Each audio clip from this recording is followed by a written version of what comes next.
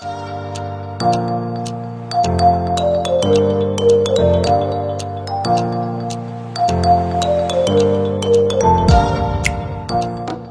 la SUAY y director de la CEPSE de Ecuador. Nuestro moderador va a ser el padre Marcelo Altamirano, presidente de la FEDET Guayas. Así que los recibimos con un fuerte aplauso a nuestro hermano Ricardo Orellana y a nuestro hermano Marcelo Altamirano. Buenos días con todos ustedes. Vamos a hacer la presentación del hermano Ricardo Orellana Torres. Como experiencia laboral, ha sido rector en algunos colegios de La Salle. Del 2012 al 2015, el Colegio San José La Salle de Guayaquil, Ecuador.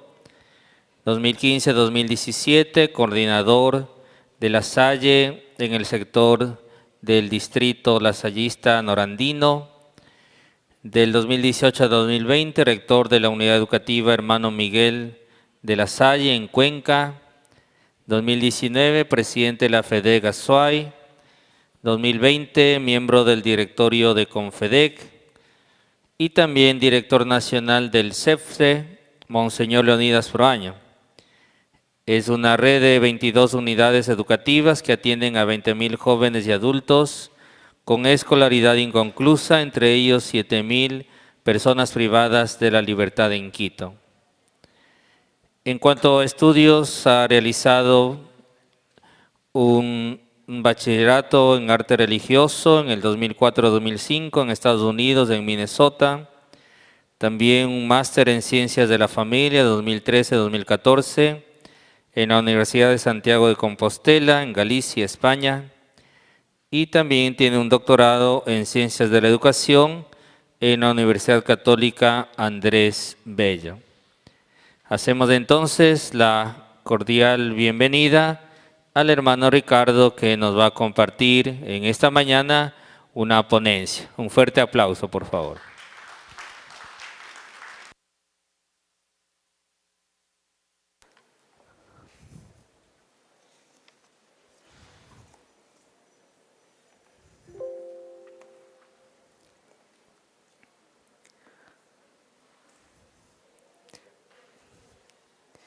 Si puedes ya colocar la ponencia, por favor. Muy bien, bueno, ustedes quizá me conocen como el esposo malo de Pilar, ¿ya? Pero además de ser el esposo malo y también, por cierto, un pésimo actor, pues también soy uno de los ponentes de este encuentro de la familia. Y sí, ya por ahí está mi mascota, que no como seguramente muchos padres y madres de familia a veces no tienen con quién dejar a sus hijos, pues yo hoy sábado no tuve con quién dejar a mi perro, así que lo he traído ahí y él está escuchando mi conferencia y con él la he preparado durante estos días también.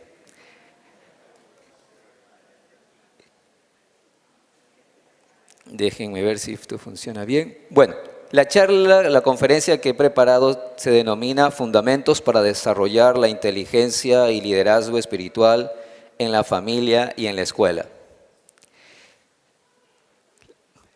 Quisiera proponerles la siguiente ruta, que está distribuida en 5 paradas. Primero una introducción, luego abordar lo que es la inteligencia espiritual a través de 4 aspectos que ustedes los pueden ver ahí, acerca de las necesidades básicas, la búsqueda de sentido, las inteligencias múltiples, la búsqueda de Dios. Un tercer paso sería algunos rasgos de liderazgo. Un cuarto paso, cómo armonizar la inteligencia espiritual con el liderazgo espiritual en la familia y en la escuela. Y finalmente, pues, una conclusión.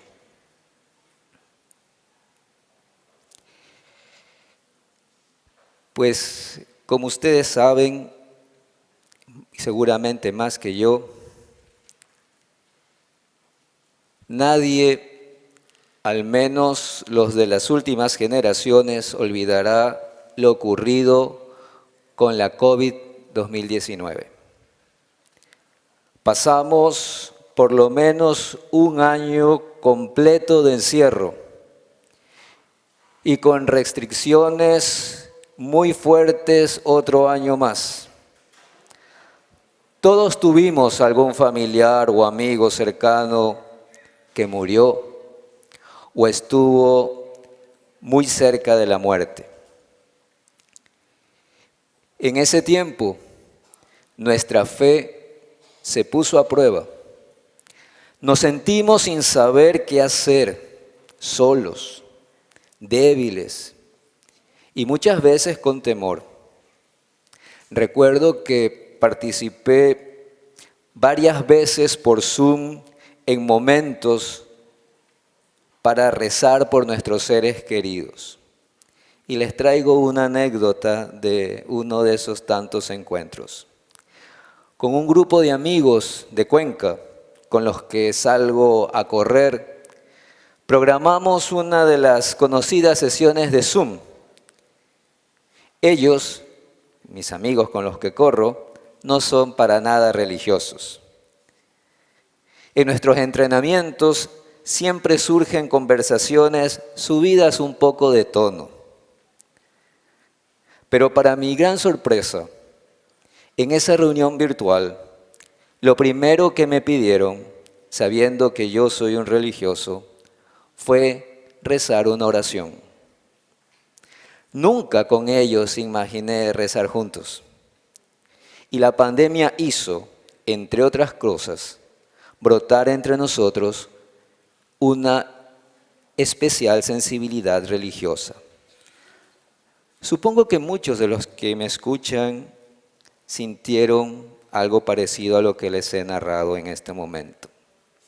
Pero la pandemia ha terminado y sin embargo, muchas de las iglesias siguen vacías. Y es que principalmente no es la sociedad o la comunidad la que necesita una conversión. Somos quizá las personas religiosas los que más la necesitamos. Hagamos el siguiente ejercicio. Van ustedes en una hoja de papel que seguramente tienen, van a dividirlo en 2 columnas, tal como pueden ver allí. En la primera columna van a colocar el título de religión y en la segunda felicidad.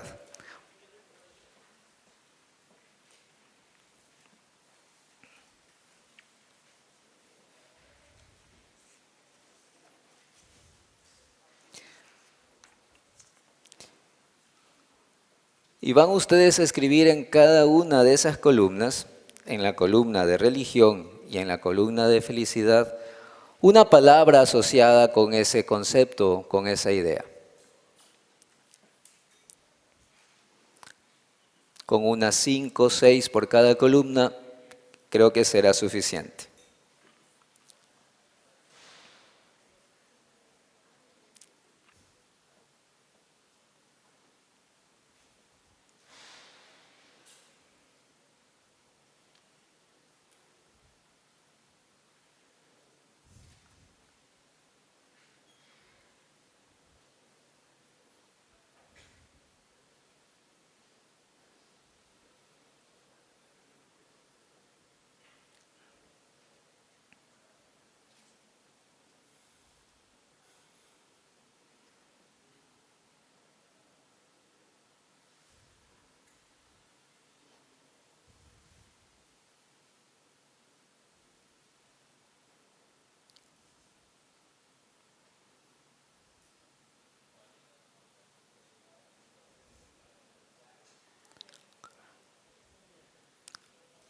Muy bien, yo creo que ya terminaron.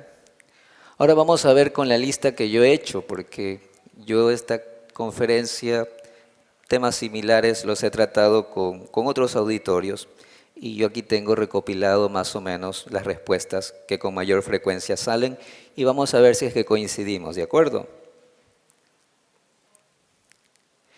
Bien, ¿quiénes pusieron en la columna de religión la palabra anacrónico que está fuera del contexto, fuera del tiempo? Alcen la mano si alguien la puso. Una sola persona, muy bien. ¿Quién puso en religión la palabra rigidez o estrictez. ¿Tú también? Acá también. Muy bien. ¿Quiénes pusieron que es desfase, es que está desfasado con la realidad, más o menos esa idea? ¿Quiénes pusieron una palabra similar o algo por el estilo? Nadie. En religión, ¿quiénes pusieron la palabra obsoleto, que no sirve? Nadie puso, ¿seguro? Bueno. ¿Quiénes pusieron en la columna religión la palabra manipulación? Tampoco nadie. Bueno. ¿Quiénes pusieron en la palabra religión la palabra dogma? Dogmas. Muy bien, 2. ¿Quiénes pusieron la palabra en la columna, la palabra dinero? Nadie. Bueno. ¿Quiénes pusieron la palabra aburrimiento en la columna de la palabra religión? Nadie. ¿Quiénes pusieron la palabra estructuras? Jerarquía, estructuras, no. Incoherencia. Nadie tampoco. Tú pusiste incoherencia, muy bien. ¿Quién puso machismo en la columna religión? Tampoco nadie. ¿Quién puso obligaciones? Aquí hay uno, por ahí hay otro, 2, 3, 4. ¿Quién puso la palabra ceremonias? 1, 2, 3, 4. Muy bien. Pues esto es, estimados amigos, amigas, lo que muchos jóvenes piensan acerca de la religión. Esa columna. Y veamos cuando hicimos este ejercicio con la palabra felicidad. ¿Quiénes colocaron la palabra sonrisa en la columna felicidad? 1, 2, 3. Muy bien, muy bien. ¿Quiénes colocaron la palabra amor? Uy, carambas. Mira, estamos bien. ¿Quiénes pusieron la palabra salud? Salud, muy bien. ¿Quiénes pusieron la palabra alegría? Muy bien. ¿Quiénes pusieron la palabra entusiasmo? Bueno, unos cuantos, muy bien. ¿Quiénes pusieron la palabra amistad? Muy bien. ¿Quiénes pusieron la palabra Dios en felicidad? Ah, muy bien. ¿Quiénes pusieron la palabra encuentro? Bien. ¿Quiénes pusieron la palabra descanso? Bien. ¿Quiénes pusieron la palabra bienestar?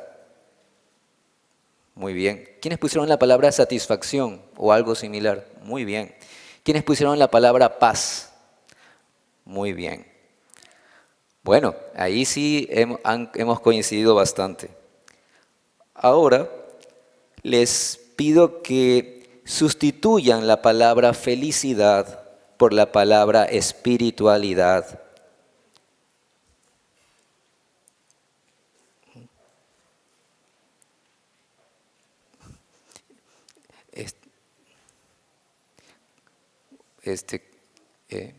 Pancho, no funciona el siguiente. Ya, muy bien, gracias. Luego sustituyan la palabra felicidad por la palabra espiritualidad y preguntémonos, ¿será posible reconciliar lo que pensamos por religión y por espiritualidad? ¿Será acaso por eso que las personas hoy sienten mayor necesidad de espiritualidad, pero por otra parte también tanto alejamiento del mundo religioso? Mi objetivo en esta charla es más bien modesto. Intentaré, es la penúltima ponencia y ya me imagino que han de estar cansados, pero quisiera ofrecer algunas ideas que fundamenten el desarrollo de la inteligencia y el liderazgo espiritual en la familia y en la escuela. Y es que, para empezar, con palabras sencillas y como lo veremos más adelante, educar en la inteligencia y el liderazgo espiritual no es otra cosa que enseñar a la gente a ser más felices. Eso es evangelizar. Eso es la buena noticia y un objeto de aprendizaje. Por eso cuando hablamos de nueva evangelización, deberíamos asumirla como una evangelización nueva, nueva de verdad, no la vieja, nueva en el nombre, en el contenido. Porque como ustedes bien saben, la fe es un don de Dios y no necesariamente un objeto de evangelización. Pero no solamente a nivel eclesial nos incumbe este tema, el tema de la espiritualidad, sino también en el ámbito educativo. En este interesante libro, Enseñanza y Aprendizaje en el siglo XXI, los autores Reimers y Chung compilaron 6 procesos de renovación curricular en 6 países distintos.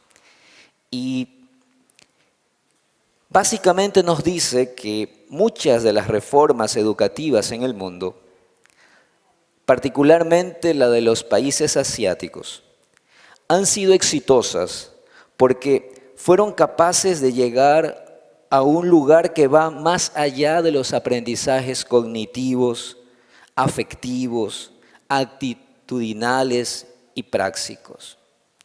No se quedaron solamente en eso. Se podría decir que la finalidad última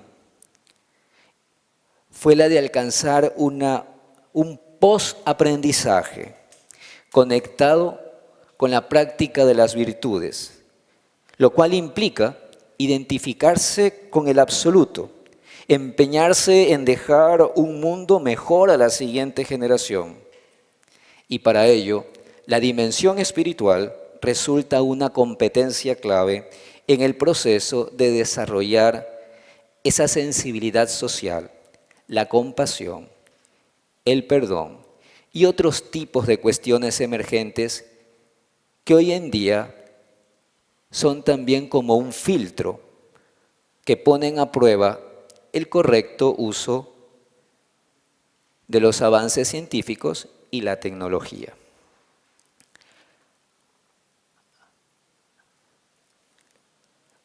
Un primer análisis sobre los resultados de las personas que viven activamente su religiosidad podrían estar reflejados en este estudio denominado Religions, Relationships and Happiness, Civic Engagement and Health Around the World, elaborado por el Instituto Pew Research Center en el 2019.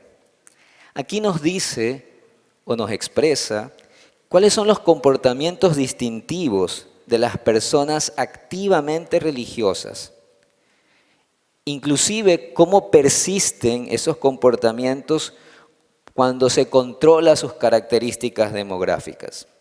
Y como ustedes pueden ver, las personas activamente religiosas, sea de la religión que sea, la mayor de estos países, entre 19 y 26 países que se hizo este estudio, no fuman, siempre votan, son muy contentos o se sienten muy contentos, participan activamente en un grupo, no necesariamente el grupo religioso, de arte, de deporte, de amistad, ¿no?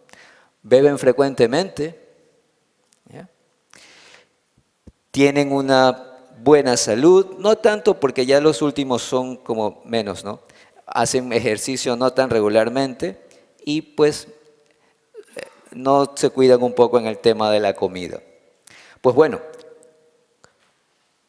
como ustedes pueden ver, la actitud hacia la religiosidad influye notablemente en este tipo de comportamientos y de alguna manera nos ayudan a vincular lo que nosotros somos, aprendemos y cómo nos formamos a la práctica de los valores ciudadanos. Evidentemente, yo aquí no voy a preguntar quienes no fuman, ni los que votan, ni tampoco los que se toman sus tragos. Pero esta es un poco la tendencia de las personas que son activamente religiosas en un número de aproximadamente 20 y tanto de países. Segundo, la inteligencia espiritual.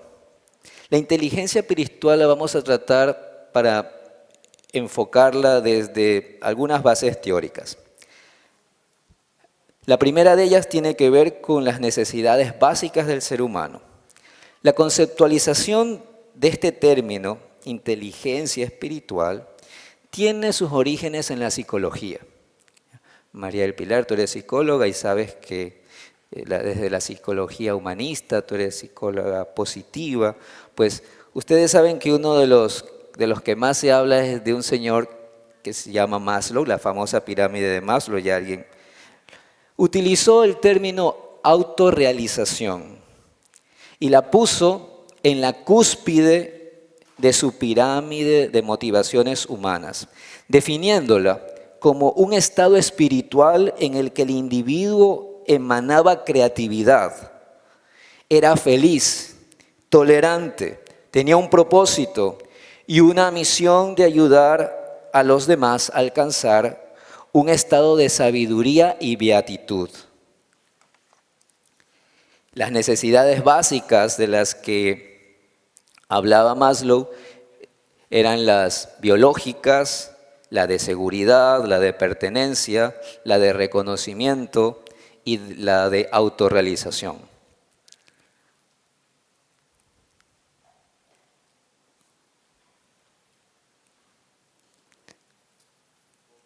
Sí. Ok, ya ahí está. Bueno, para cada una de estas necesidades, Maslow identificó rasgos. Sobre la necesidad de autorrealización, aquí, como ustedes pueden ver, Maslow identificó 18 rasgos característicos del sujeto autorrealizado. Y si pueden ver ahí el número 8 dice experiencia mística, cumbre o límite.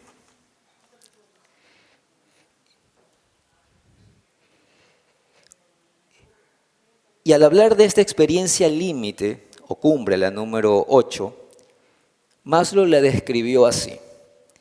La reacción emocional en la experiencia cumbre posee un sabor especial de admiración, reverencia, humildad y rendimiento ante la experiencia como ante algo grande. A veces incluye un toque de miedo, miedo agradable, de ser anonadado. Mis examinados, dice Maslow, lo describen en frases como esto es demasiado para mí, es más de lo que puedo soportar, es demasiado maravilloso. Y no duda en vincular este rasgo, el de la experiencia cumbre, límite, con la espiritualidad. Y dice lo siguiente: nuestra descripción de las características reales de quienes se autorrealizan sigue en muchos puntos una senda paralela a la de los ideales propuestos por las religiones. La trascendencia del yo, la fusión de la verdad, bondad y belleza, la ayuda a los demás, la sabiduría, la honestidad y naturalidad, la superación de las motivaciones egoístas y personales, la renuncia a los deseos inferiores en favor de otros superiores. Maslow no era católico, era judío, y él ya empieza a dar las primeras pistas de el componente espiritual que hay en todos los seres humanos.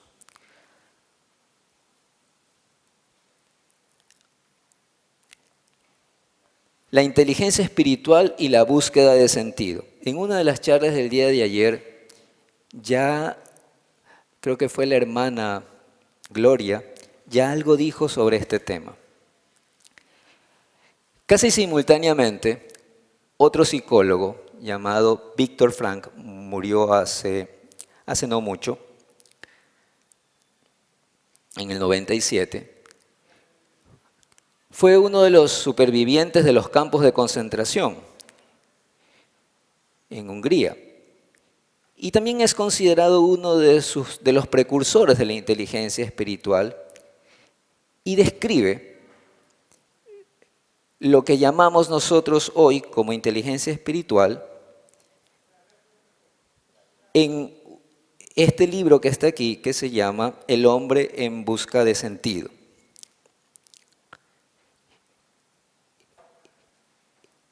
Frank defiende la idea de un inconsciente espiritual.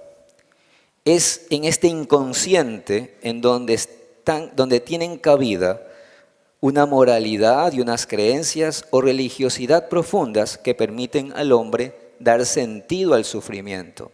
Y miren lo que él dice en su libro, El hombre en busca de sentido, en la página 64, dice lo siguiente. A pesar del primitivismo físico, él está narrando una situación que él vivió en uno de los campos de concentración donde él estuvo recluido, ¿no? A pesar del primitivismo físico y mental imperantes a la fuerza, en la vida del campo de concentración aún era posible desarrollar una profunda vida espiritual. No cabe duda que las personas sensibles, acostumbradas a una vida intelectual rica, sufrieron muchísimo. Su constitución era a menudo endeble, pero el daño causado a su ser íntimo fue menor. Eran capaces de aislarse del terrible entorno, retrotrayéndose a una vida de riqueza interior y libertad espiritual. Solo de esta forma puede uno explicarse la paradoja aparente de que algunos prisioneros, a menudo los menos fornidos, parecían soportar mejor la vida del campo que los de naturaleza más robusta. Otro autor tiene que ver también con las inteligencias múltiples.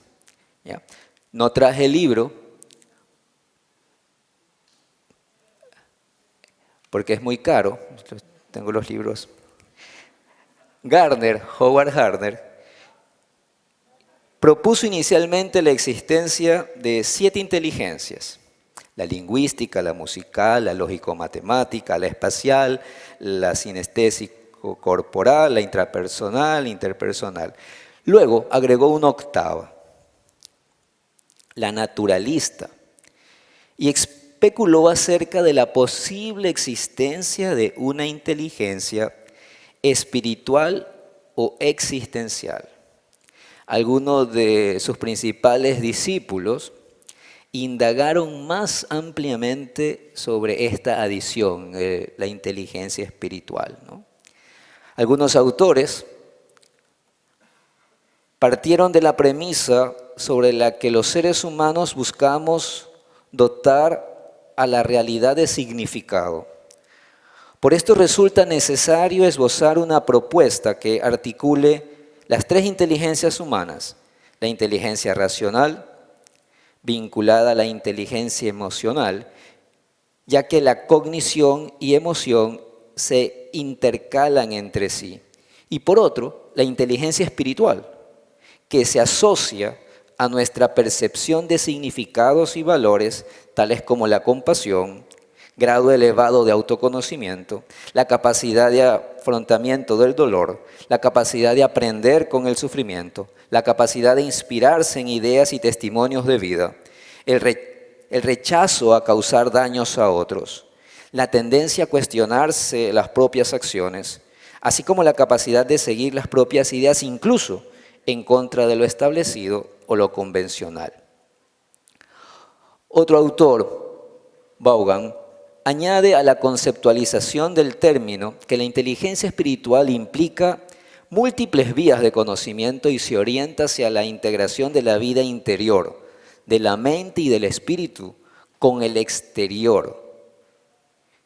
Para ello, la inteligencia puede ser cultivada a través de preguntas fundamentales, la indagación, la práctica y experiencias espirituales.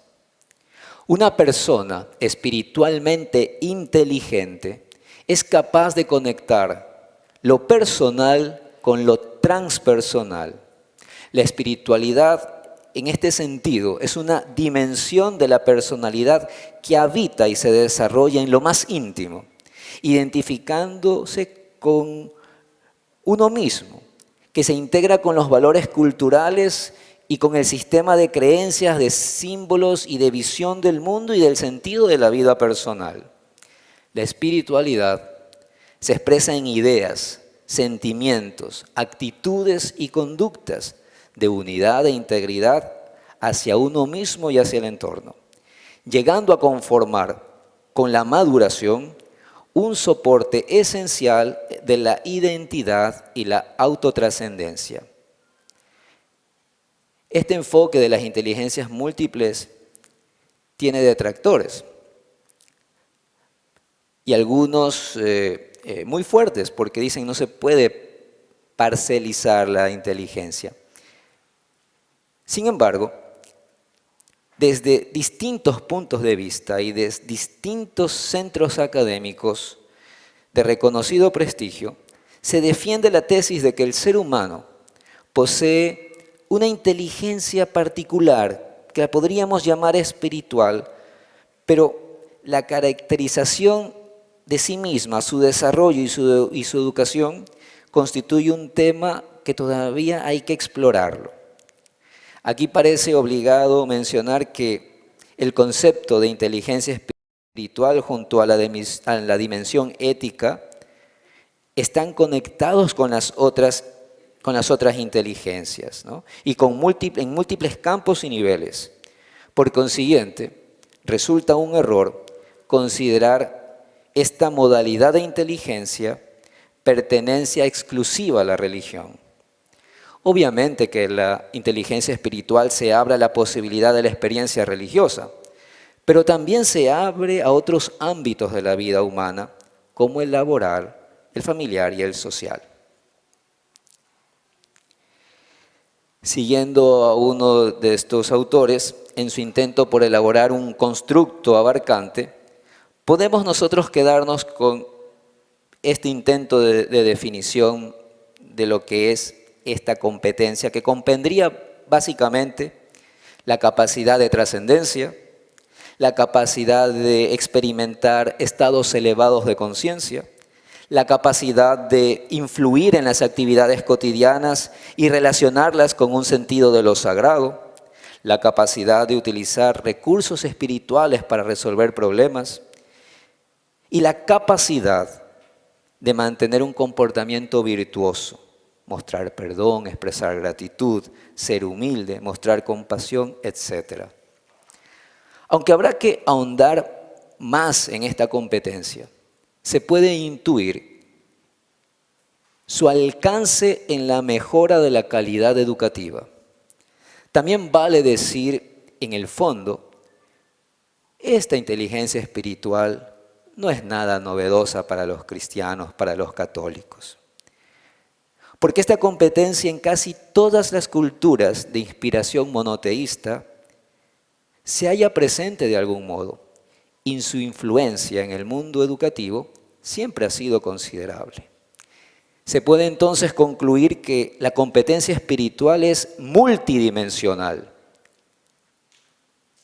Incluye lo cognitivo, lo experiencial, lo conductual, la búsqueda de significado y de propósito en la vida, las creencias y los valores por el cual una persona vive.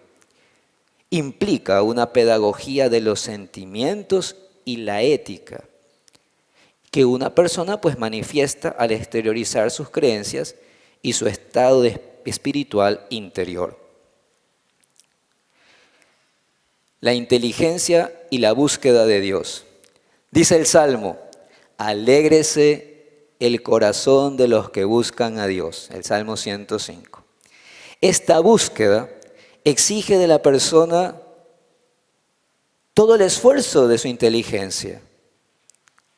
La rectitud de la voluntad. En el Evangelio se habla, en la Biblia se habla de un corazón recto y también del testimonio de otros que nos enseñan a buscar a Dios. En la tradición de la Iglesia Católica se ha sostenido que la fe es una gracia, un don de Dios, pero también es un acto auténticamente humano. Buscar a Dios, encontrarse con Él, desarrollar nuestra confianza en Él y adherirse a las verdades reveladas por Él en Jesucristo, no es contrario ni a la libertad ni a la inteligencia. Así sucede también en las relaciones humanas. No es contrario a nuestra propia dignidad creer lo que otras personas nos dicen sobre ellas mismas y sobre sus intenciones y prestar confianza a sus promesas, como por ejemplo cuando un hombre y una mujer se prometen amor en el matrimonio para así entrar en una comunión mutua. Presentando a la persona de Jesucristo, promoviendo un encuentro personal con Él a través de su palabra, de modo que emerja una profunda relación y se establezca un diálogo de comunión donde no se hable de Dios, sino se hable a Dios. Porque como dice San Juan, sabemos que el Hijo de Dios ha venido y nos ha dado la inteligencia para que conozcamos al Dios verdadero. Tercero, el liderazgo espiritual, algunos rasgos. Esto ya pasé, perdón. El liderazgo espiritual, algunos rasgos. El liderazgo se basa en relaciones con uno mismo, con los otros, con la naturaleza, con el mundo y también con Dios. El liderazgo también se basa en la relación con Dios. En Mateo nos dice, ustedes son sal de la tierra, luz del mundo, y esta luz es para que brille y los hombres den gloria a Dios. Y este liderazgo se lo vive en un tiempo y en una realidad muy concreta, de pandemias, de guerras, de polarización, de posverdades, como nos dijeron ayer, de crisis climática, de escasez de alimentos, de realidad virtual, de posthumanismo, de, como dice el Papa Francisco, de la cultura del descarte, de la exclusión, de la incerteza, del miedo, de la sociedad líquida, como dice este famoso autor Bauman. Y también en nuestro entorno nacional, ¿ya? La mayoría somos de Guayaquil y sabemos que la inseguridad, la precariedad del empleo, la violencia, las migraciones, el irrespeto al valor de la vida con el sicariato, con el aborto, las brechas enormes socioeconómicas, educativas, digitales, la crisis de gobernabilidad democrática como la que estamos viviendo en estos días, los bloqueos, no solamente el bloqueo de vías, sino el bloqueo de qué idea tenemos de un mejor país, el consumo de drogas, el microtráfico, la vileza también del comercio y del mercado. Ahora cuando están en paro todo se encarece y la gente abusa. En este marco, el líder espiritual surge como una alternativa en el que el liderazgo convencional no parece suficiente para satisfacer las necesidades de las personas en una organización, en una sociedad. Estas personas somos nosotros y somos al mismo tiempo espectadores y víctimas.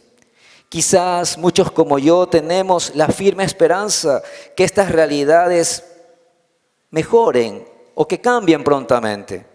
Algo así como cuando uno despierta de una pesadilla. Pero siempre me pregunto, ¿cómo podremos hacerlo si los que lideran los cambios, los que nos ofrecen salvarnos, son precisamente quienes nos han traído hasta aquí?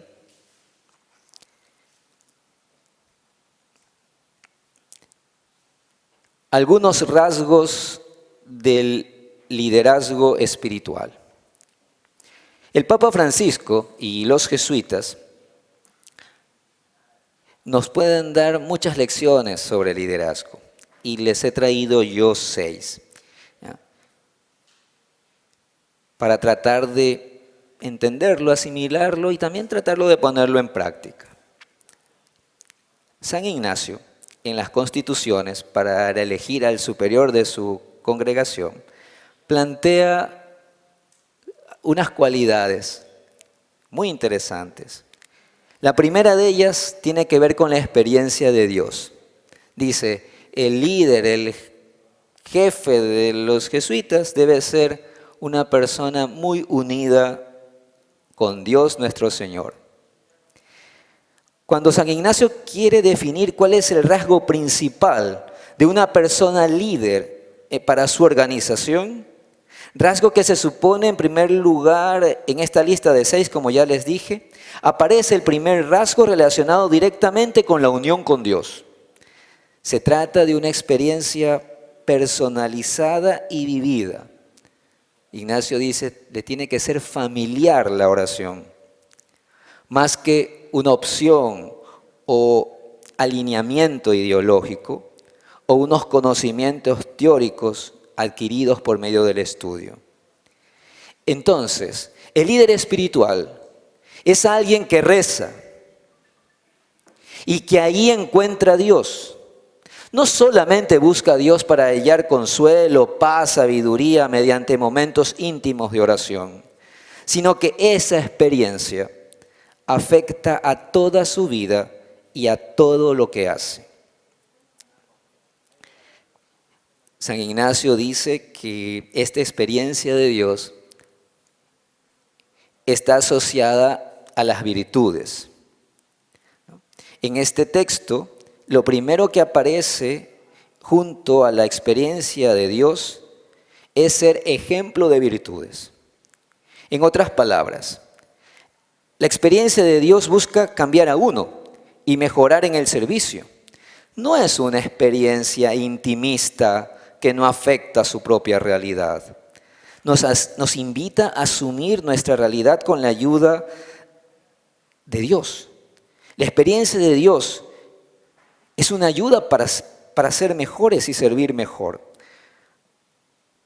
No para vivir cosas extrañas que en la intimidad de la oración que me habla, que no es eso. ¿Ya? Quizá la prueba de la calidad de la experiencia de Dios real es el crecimiento en las virtudes. San Ignacio, en ese sentido, cita 6 valores que se acercan a la ética o a los rasgos de la personalidad que tienen su repercusión en el liderazgo y en la relación con los demás.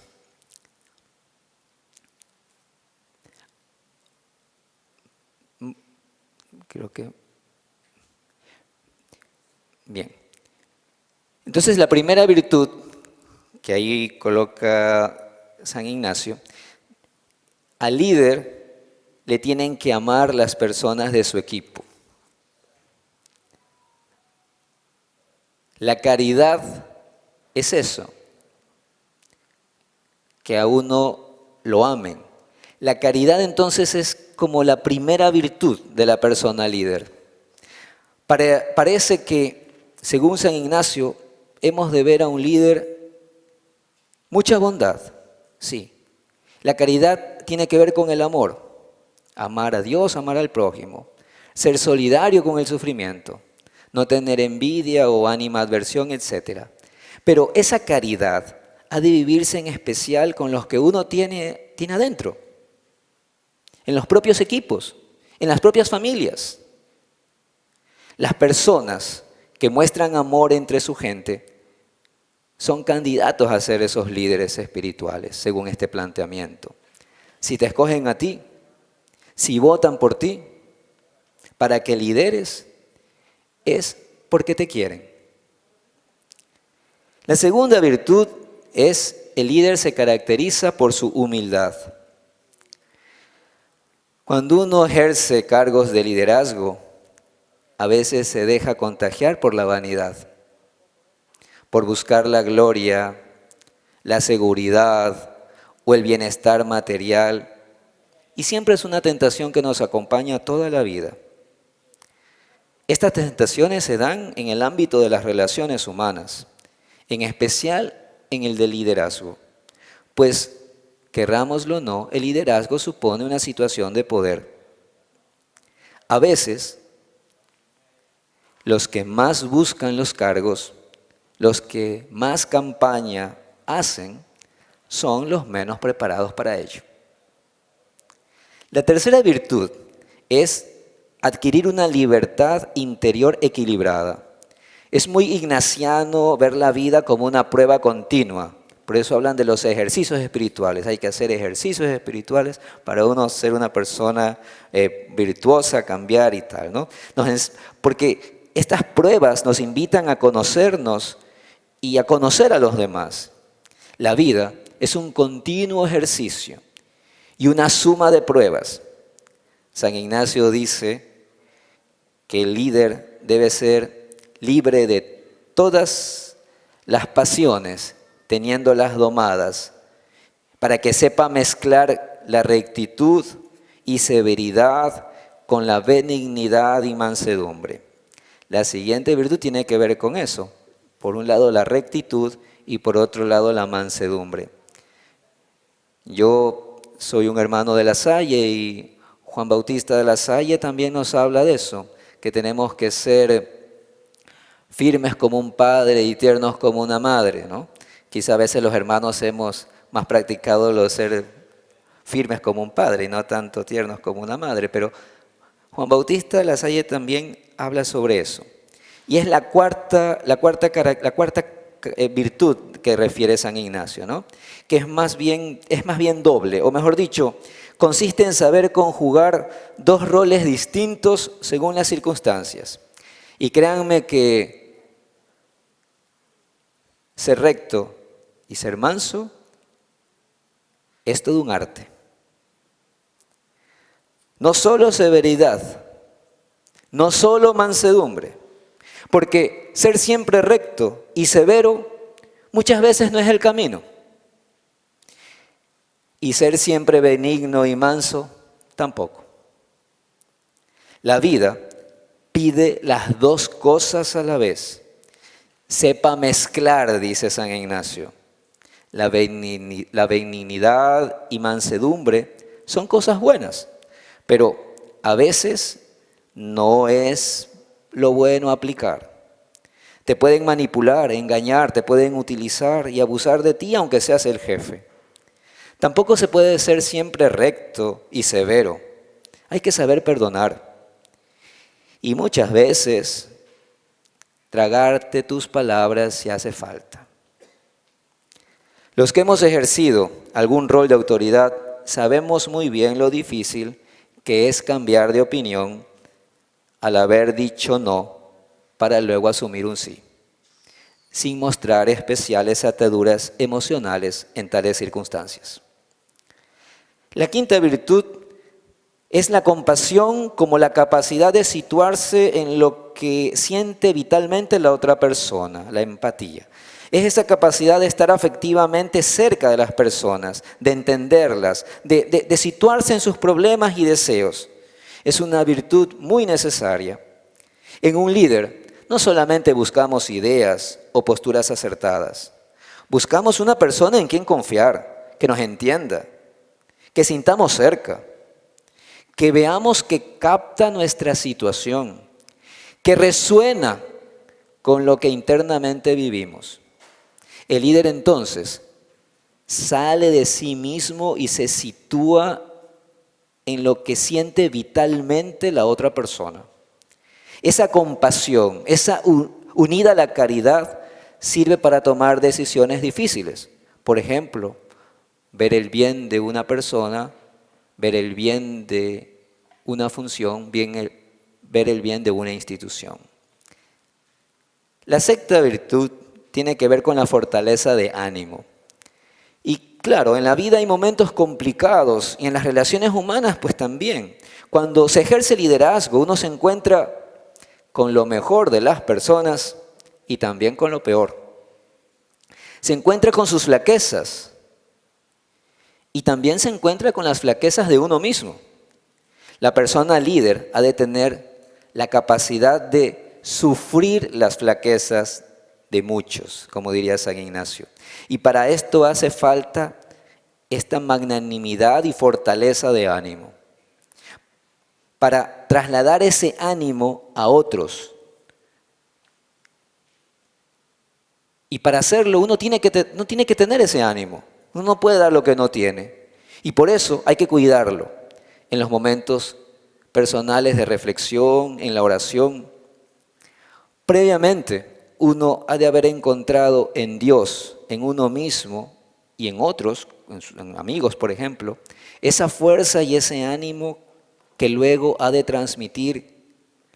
Ser referente para otros implica haber encontrado previamente esa referencia, eso a que estar agarrado, a esa roca y esa motivación que es la primera referencia para uno.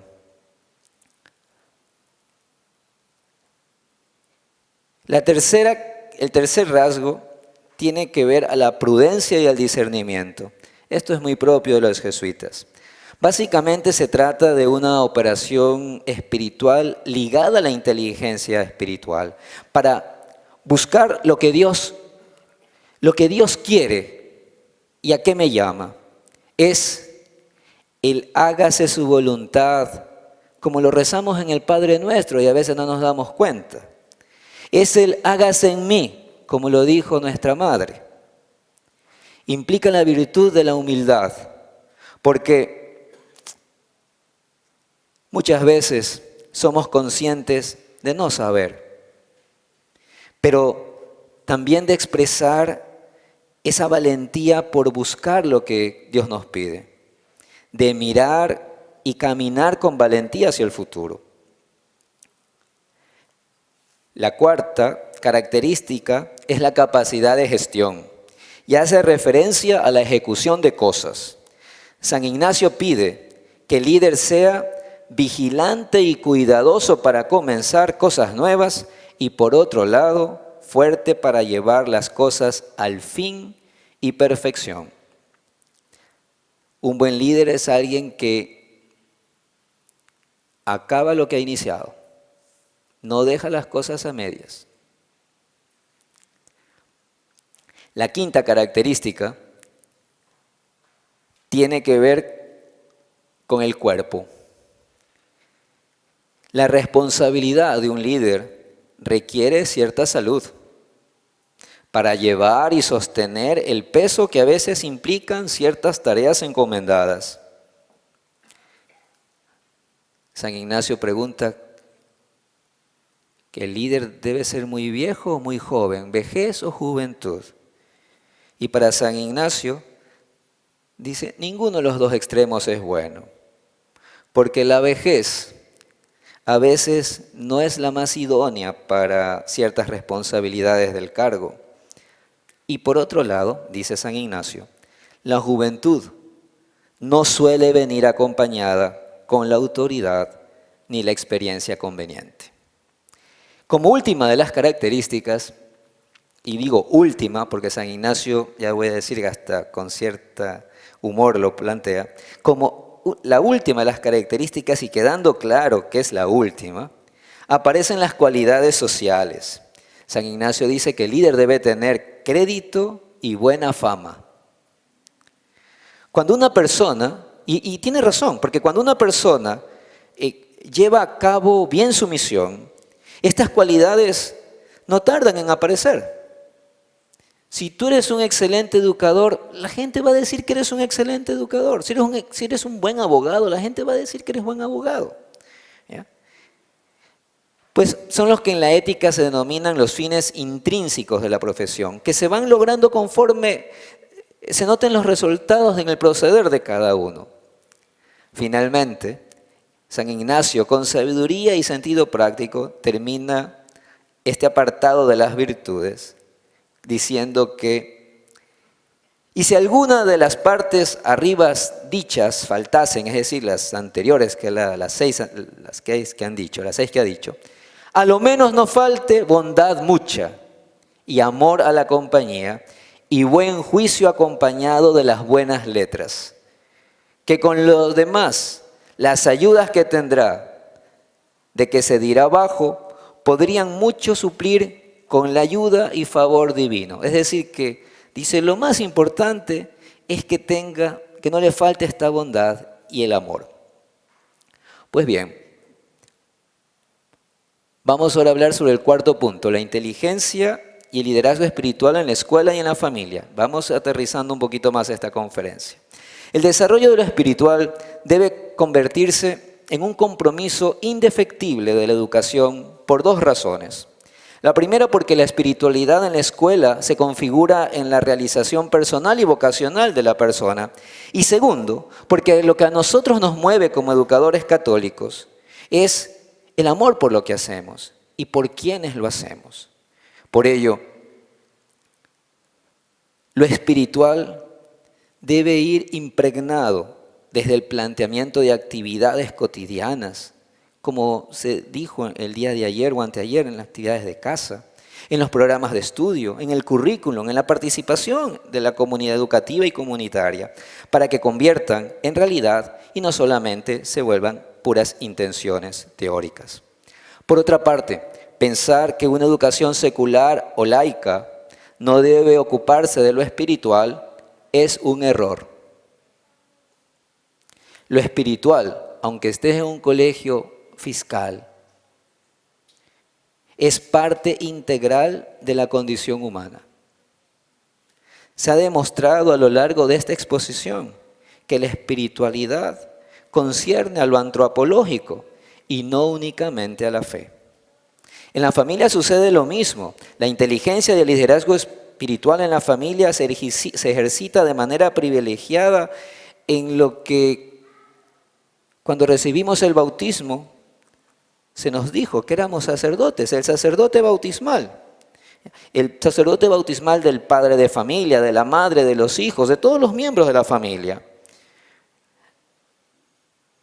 Se ejercita en la recepción de los sacramentos, en la oración, en la acción de gracias, con el testimonio de una vida santa, con la renuncia y el amor que se traduce en obras.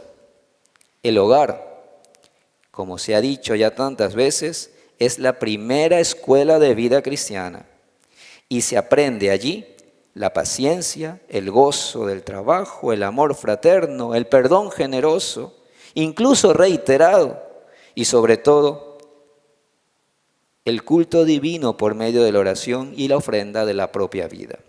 Pero, ¿cómo llevarlo a la práctica? Aquí planteo 7 posibles vías para que la inteligencia y el liderazgo espiritual en la escuela y en la familia se vayan haciendo realidad. Primero, superar el paradigma academicista. La escuela del siglo XXI arrastra un paradigma de la escuela de la era industrial. Yo estuve trabajando en este colegio y si ustedes pueden ver las aulas, es un vivo ejemplo de lo que voy a decir. Los maestros, a veces pensamos que tenemos toda la sabiduría y su rol, como dice la palabra alumno, es sin luz, las personas que no tienen luz, y el maestro es el que tiene la luz y le da la luz, ¿no? Se copia el formato de las fábricas y de las cadenas de montaje, aulas separadas por edades, clasificación académica según unos exámenes que miden la capacidad de repetir lo que oyen de los profesores especializados, etc. La estandarización marca las reglas del juego, los criterios para contratar profesores, la motivación para hacer estudiar, la evaluación de resultados, la organización de currículum. Solo que hay un problema. Ya no estamos en la era industrial. Las cosas prácticamente funcionan al revés. Podemos formar a los alumnos para el futuro. Sí.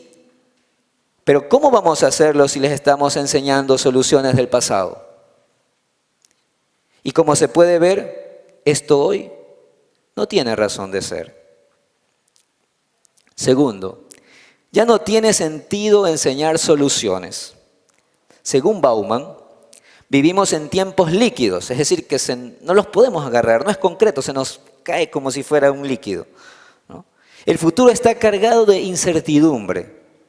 Por mucho que nos esforcemos, no tenemos ni idea de cómo será el mundo dentro de unos 5 años. Nadie se imaginaba que iba a caer una pandemia, nadie se imaginaba que íbamos a trabajar vía Zoom a cada rato. Por mucho que nos esforcemos, ya no sirve de nada llenar la cabeza de nuestros estudiantes con repertorios de soluciones para un futuro poco predecible. Y es que los alumnos no necesitan soluciones, necesitan destrezas y herramientas para inventar las soluciones a problemas que hoy ni siquiera imaginamos. Para educar en la inteligencia espiritual necesitamos hacer este giro de los contenidos a las competencias. Tercero, educar desde la experiencia. La transmisión de la información no produce aprendizaje. Repito, la transmisión de la información no produce aprendizaje. Aquí en este aparatito tenemos mucha información, muchísima, pero ¿qué aprendemos? No lo sé. Es una pérdida de tiempo. El aprendizaje se produce mediante experiencias significativas. Para educar la inteligencia espiritual debemos optar por metodologías que propicien y estimulen esa sensibilidad espiritual. Y esto se hace provocando preguntas, potenciando la investigación, con un modelo enfocado al autodescubrimiento espiritual. Repito lo que dije al inicio, necesitamos una evangelización nueva, porque evangelizar es educar la inteligencia espiritual, es enseñar a la gente a ser más felices. Esto sí es una buena noticia, esto sí es un objeto de aprendizaje. Cuarto, llevar una dieta equilibrada. Sacar 10 en los exámenes de religión, aprendiendo dogmas, contenidos, conceptos. Pero nadie enseña las competencias religiosas, espirituales y existenciales para vivir en este siglo XXI. Estamos obsesionados por la cantidad. En los colegios religiosos, las programaciones están llenas de actividades, campañas, convivencias de pastoral, y cuando salen por la puerta del colegio, su vida no tiene nada que ver con esas celebraciones o con esos contenidos que han aprendido en el colegio. Para educar la inteligencia espiritual necesitamos una dieta equilibrada, sin grasas saturadas, donde la fibra espiritual esté en toda la dieta, no en esas actividades incluso extrañas de pastoral de algunos centros educativos. Producimos escuelas, profesores y alumnos, muchas veces cargados de ansiedad, obsesionados en comer y comer contenidos. Al final de cada festín tienen la ceremonia del examen y es el momento en el que vomitan todo lo que han comido, todos los contenidos. Necesitamos, por consiguiente, una educación espiritual sistémica, integral, presente en todas las materias y explícita, donde lo explícito sean las competencias existenciales y espirituales, no tanto los contenidos catequéticos. Quinto, llevar una pedagogía de la espiritualidad en todos los sentidos. Aquí, hay jóvenes. ¿Ustedes conocen quién es David Guetta? Alcen la mano los que conocen quién es David Guetta. Ah, muy bien, ya. Bueno, muy bien. Muy conocido por los jóvenes. Tiene una composición musical que se llama alphabet. No alfabet como alfabeto en inglés, sino alphabet. Beat significa golpe, el golpe de la percusión, alphabet. Y resulta muy interesante que en ella puedes escuchar distintas formas de música, ¿no? Convierte la música en historia y la hace presente no solo por el escuchar, sino por el recuerdo que ese ritmo te trae. Hace entrar la música electrónica por todos los sentidos. Algo así deberíamos hacer con la espiritualidad. Y a los que no les gusta tanto la música electrónica, me van a disculpar y les voy a poner esta canción. Prefiero la música electrónica y no el reggaetón, así que para que escuchemos y un poco veamos escuchemos esta canción, y es como algo que yo quisiera que quede, porque la religión, la espiritualidad tiene que entrar por todos los sentidos, por todos los lados.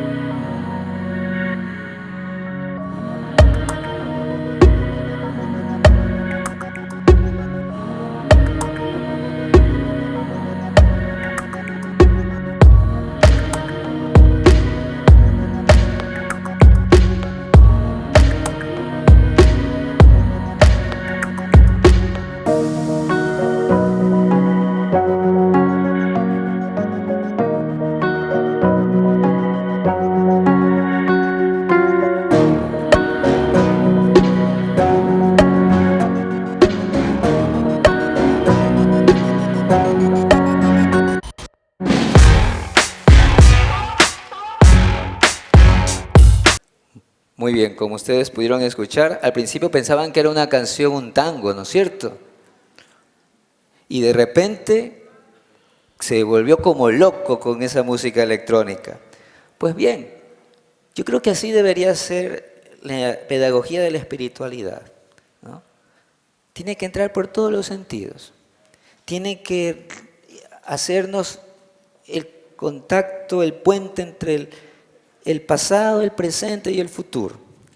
No podemos nosotros solamente portarnos bien o hablar solo de Dios en la clase de religión, sino en toda la tarea educativa. En concreto, se puede pensar en una matriz curricular como la que he puesto ahí, para educarnos en la inteligencia espiritual en todos los sentidos. Bautista, que es el autor el cual he utilizado, utiliza unas coordenadas verticales que van desde lo personal, lo existencial y lo teológico, y lo cruza con un nivel externo, interno y comunitario. Como ustedes pueden ver, trata de abarcar todo el espectro de la educación.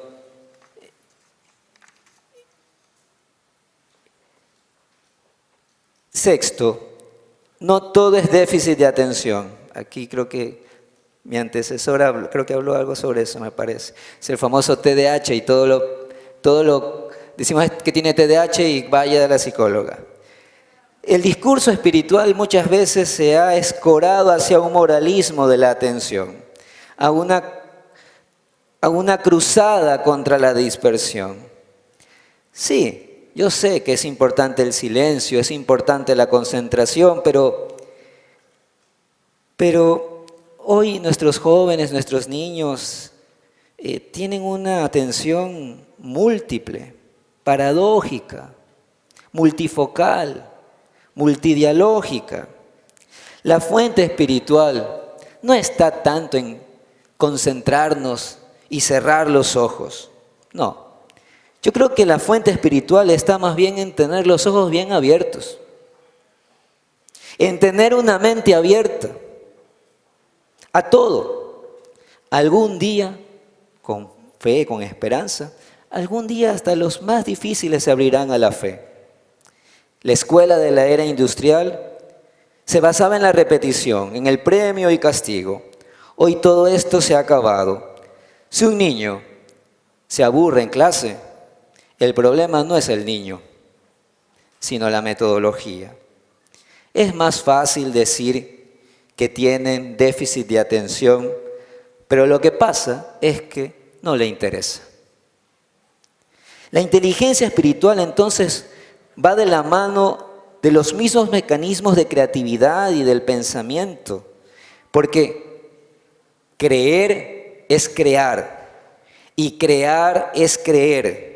Donde hay inteligencia, hay creatividad. Finalmente, el autoaprendizaje.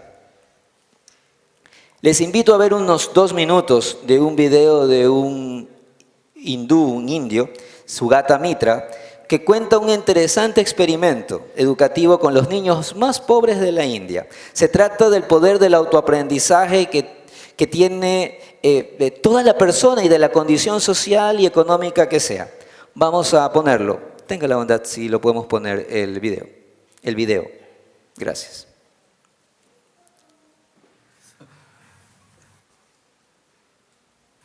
Well, that's kind of an obvious statement up there. I started with that sentence about 12 years ago, and I started in the context of developing countries. But you're sitting here from every corner of the world. So if you think of a map of your country, I think you'll realize that for every country on earth, you could draw little circles to say these are places where good teachers won't go. On top of that, those are the places from where trouble comes. So we have an ironic problem. Good teachers don't want to go to just those places where they're needed the most. I started in 1999 to try and address this problem with an experiment, which was a very simple experiment in New Delhi. I basically embedded a computer into a wall of a slum in New Delhi. The children barely went to school, they didn't know any English, they'd never seen a computer before, and they didn't know what the internet was. I connected high-speed internet to it. It's about 3 feet off the ground, turned it on and left it there.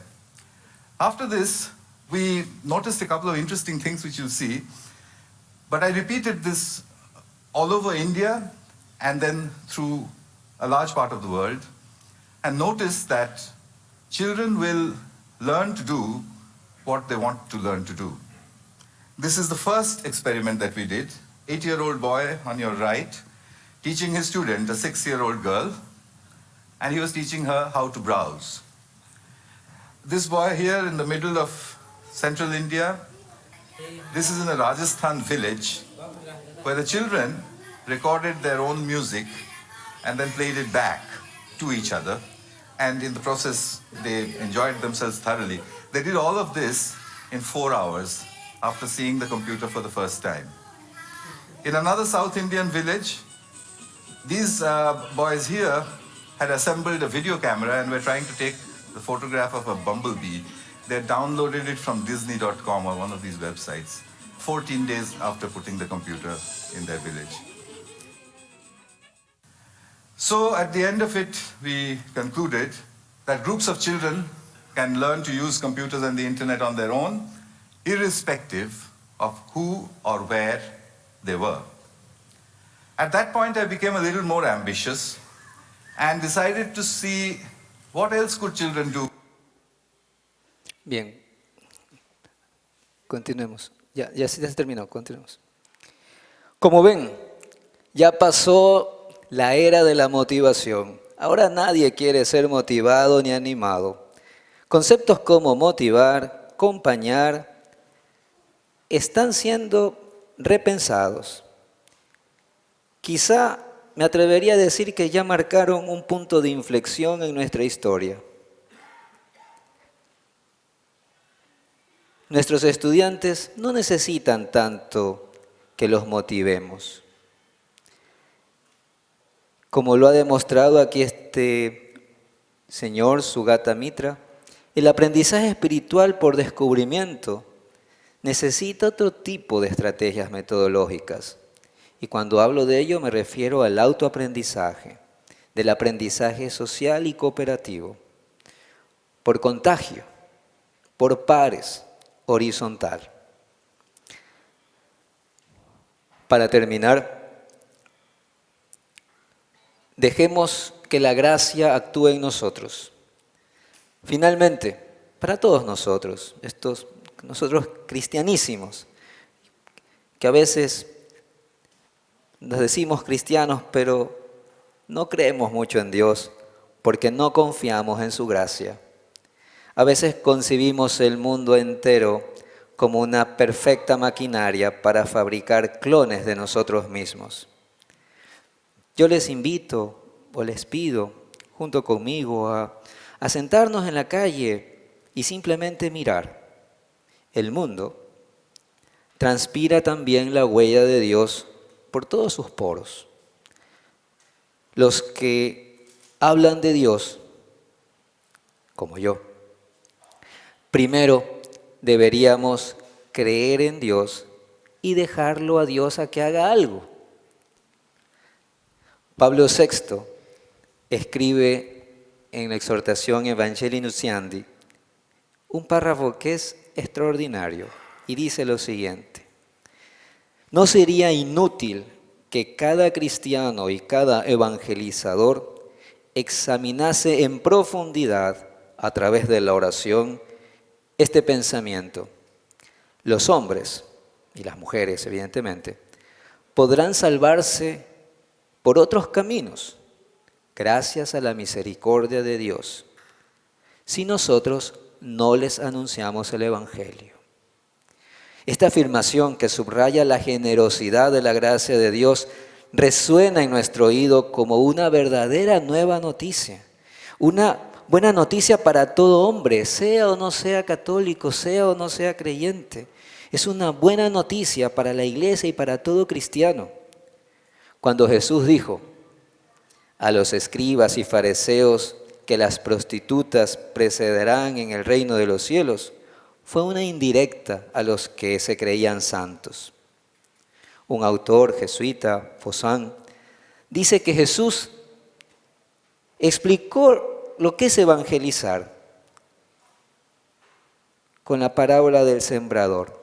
Dice, solo sembrar y esperar. Vuelve a ser cada vez el autoaprendizaje y el autodescubrimiento tan necesario.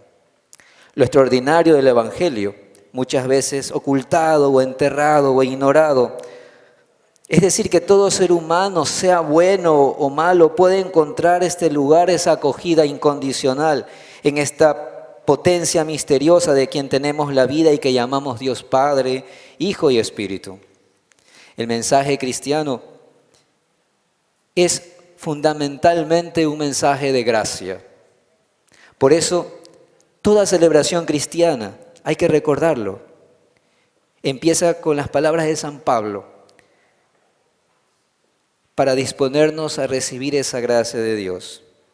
Recuerden la misa. La gracia de nuestro Señor Jesucristo, el amor del Padre y la comunión del Espíritu Santo estén con todos nosotros. Muchas gracias.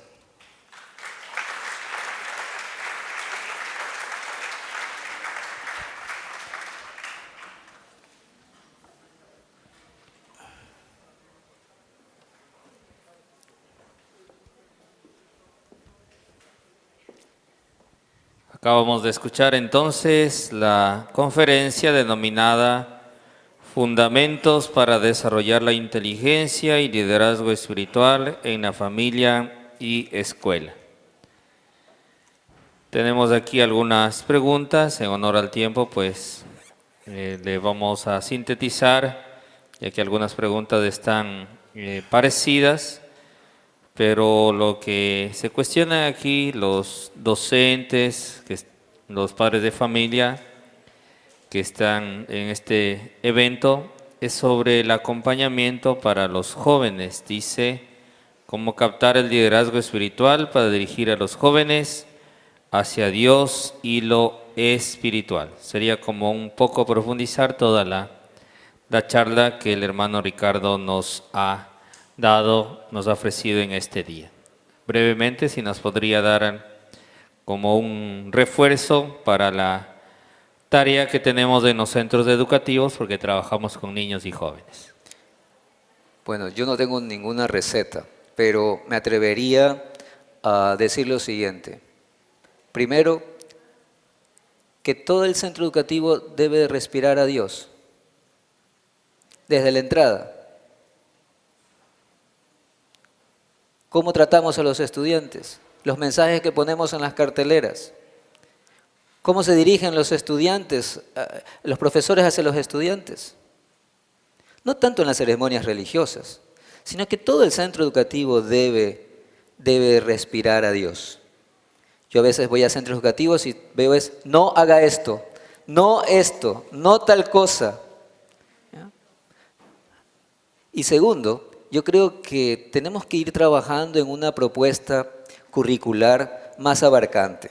Lamentablemente el Ministerio de Educación en eso está mirando para otro lado, pero yo creo que debemos en el currículum, en las asignaturas, en las materias, también trabajar el tema de la espiritualidad. Hoy hablamos mucho de la metodología del aprendizaje basado en proyectos integradores, como dicen el Ministerio de Educación. Pues integremos también ahí la espiritualidad. ¿Ya? Yo creo que esas dos ideas nos podrían servir. Agradecemos entonces al hermano Ricardo, un fuerte aplauso, que ha compartido este tema muy interesante de ver esos aspectos de las personas, de los centros educativos, los liderazgos, las inteligencias y también la espiritualidad. Seguimos con el siguiente tema.